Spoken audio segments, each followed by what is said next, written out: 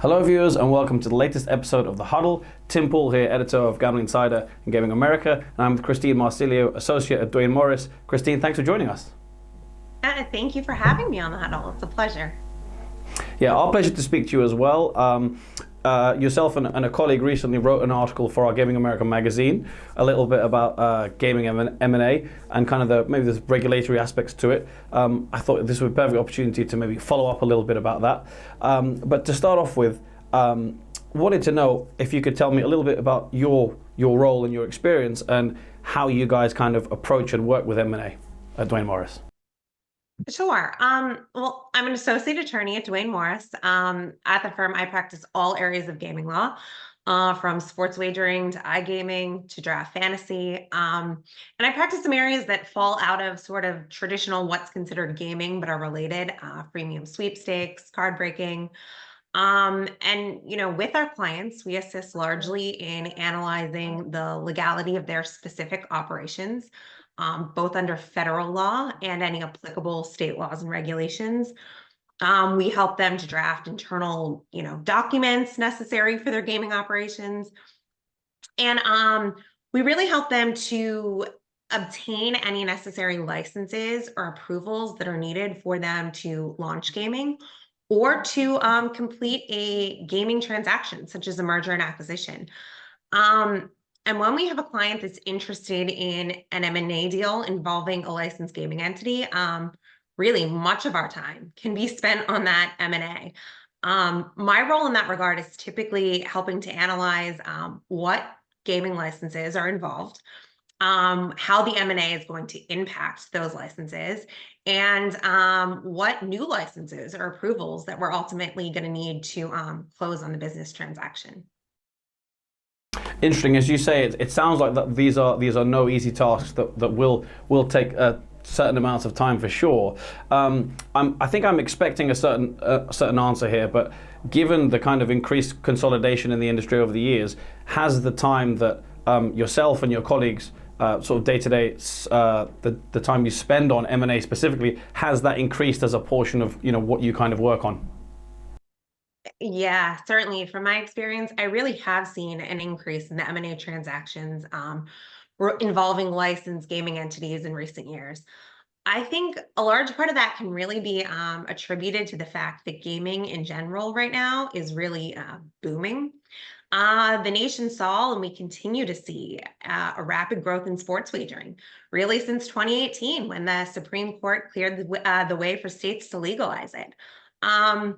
This provided a whole host of business opportunities, both for entities that had prior gaming experience and for entities that had no prior gaming experience, honestly. Now, that's not to say that the M&A trends that we're seeing right now are exclusive to sports wagering, but really a lot of the excitement does seem to be geared towards the digital side of the business and to sports wagering in particular. Absolutely, yeah. That's certainly something we can attest to, sort of Gambling Insider and Game America as well. We've got recent examples of big deals of DraftKings and Jackpocket, and also IGT and Every was quite recent as well. On a kind of high level, on the whole, how do you reflect on the last 12 months when it comes to specifically gaming M&A and specifically in kind of US North America? Yeah, sure. So, as I said, I view the M&A transactions that we're seeing right now to be a direct reflection of the growth of the industry. As the end of 2023, sports betting was live or regulated in, I believe, 39 states. In 2023 alone, I believe 6 states had either passed legislation or launched their sports wagering operations. We saw Florida relaunched sports wagering after a 2-year battle ended in October in the casino's favor. So as I mentioned, this created a lot of business opportunity. The entities that had prior gaming experience seem to view the legalization of sports wagering as a strategic move to take or to maintain their leadership positions in the industry.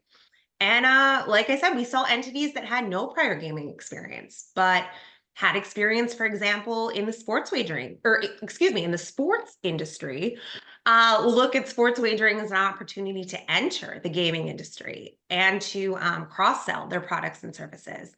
So, following all of this increased growth in the industry, we saw a trend towards consolidation, and it seemed to be these more established companies that were buying the smaller players to accelerate their growth. Absolutely. As you mentioned, there's quite a lot of overlap with kind of potentially other industries with sports betting. You've got online casino and iGaming, and that potentially legalizing in more states as well. But that could be a whole other interview for a whole other day. Certainly, sports betting is got real momentum right now. I wanted to touch on a specific kind of angle to this that you guys covered in your Gaming America article, and that was kind of, I guess, the regulatory the regulatory work, due diligence that needs to be done, but perhaps the challenges that brings, especially when it comes to licensing. Wanted to ask you a little bit more about this side of the deal. Sure. So when you're dealing with a heavily regulated industry like gaming, there are going to be a number of considerations that must be taken into account when any entities are contemplating a business transaction, such as a merger and acquisition.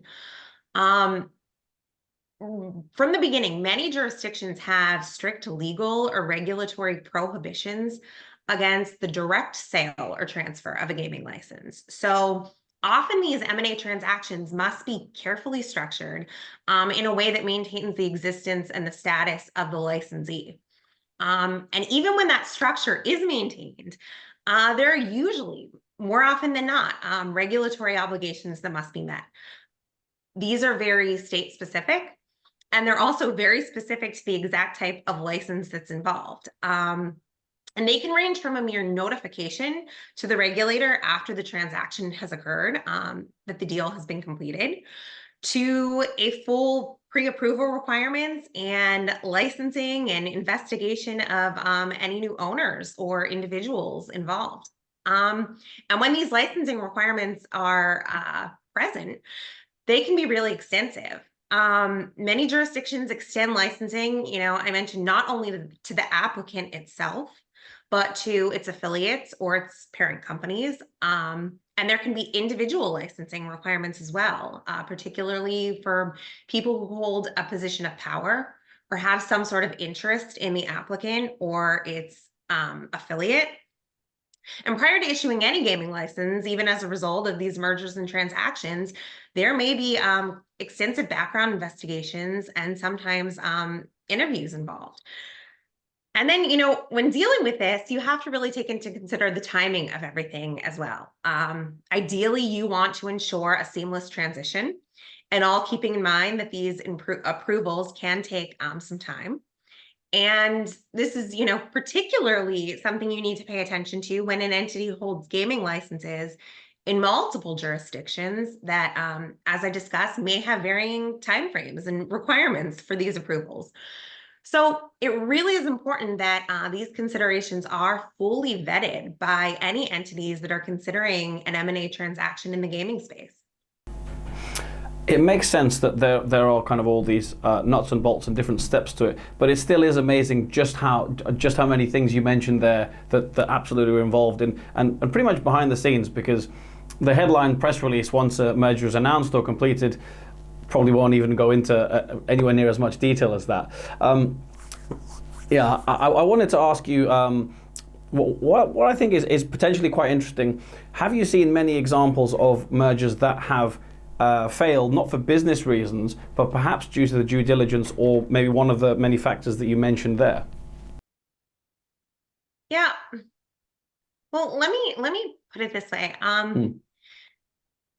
These regulatory and licensing considerations really should be taken as a preliminary step, well before any commitments are made, certainly well before anything is signed.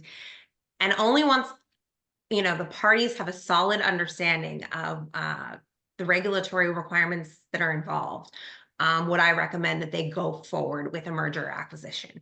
So certainly, once an entity has all of this information in front of them, it may decide not to pursue or to hold off on a transaction that it had been contemplating. On the other hand, there may be ways to work with the regulators, who often have, or can have, a lot of discretion in these matters, And there may be ways to restructure the deals in a way that makes the requirements less daunting and then ensures that the requirements can all be met within the necessary time frame to ensure that seamless transition. So I would not view these regulatory issues as a deal breaker, but as I mentioned, it is certainly important for these issues to be fully vetted and fully considered by the parties involved. Yeah, really interesting, especially you say kind of maybe some reconsiderations, reconfigurations, that kind of thing. And another, I find this all pretty interesting, but perhaps slight industry geek in me, right? But when it comes to, there was a specific example recently, which we don't need to talk about the specifics, but Penn Entertainment acquired the New York license from WinBet. And so I'm not going to ask you about that specific deal, but the process of acquiring an actual license from another licensee, that's quite an interesting concept to me. I wondered what might go through a process like that, sort of on a hypothetical level. Sure. Well, in certain situations, like the example you gave, you may have an entity that already has an established online sportsbook. It's operating in a number of states already, but it wants market access to a jurisdiction that it doesn't have a license in. So strictly from a regulatory perspective, in a situation like this, it may be that it's a more straightforward situation than in a situation where an entity is seeking to purchase an entire sports book.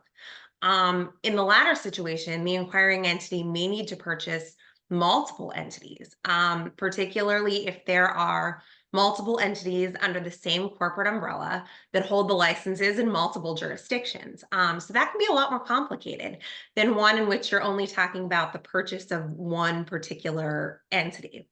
And then it's a matter of, exactly what I said, gaining the aligning technologies if you already have the sportsbook there, and gaining any regulatory approvals or licenses that you may need. Mm-hmm.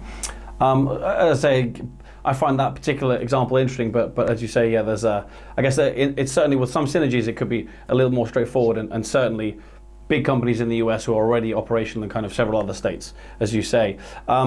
Given everything we've talked about, if I were to ask you a final question in terms of looking ahead, and obviously no crystal ball predicting who will purchase who. I'm sure you're not going to give me that anyway.